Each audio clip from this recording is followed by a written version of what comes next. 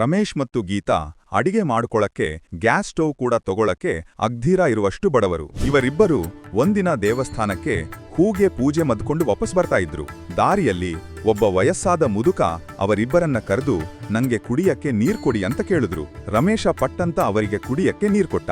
ಸಹಾಯ ಮಾಡಿದ್ದಕ್ಕೆ ಆ ಮುದುಕ ಅವರಿಬ್ಬರಿಗೂ ಒಂದು ಬ್ಯಾಗ್ ಕೊಟ್ಟು ಇದನ್ನ ನಿಮ್ಮ ಮನೆಗೆ ಹೋದ್ಮೇಲೆ ಓಪನ್ ಮಾಡಿ ನೋಡಿ ಅಂತ ಹೇಳಿ ಅಲ್ಲಿಂದ ಹೊರತುಗೋದ.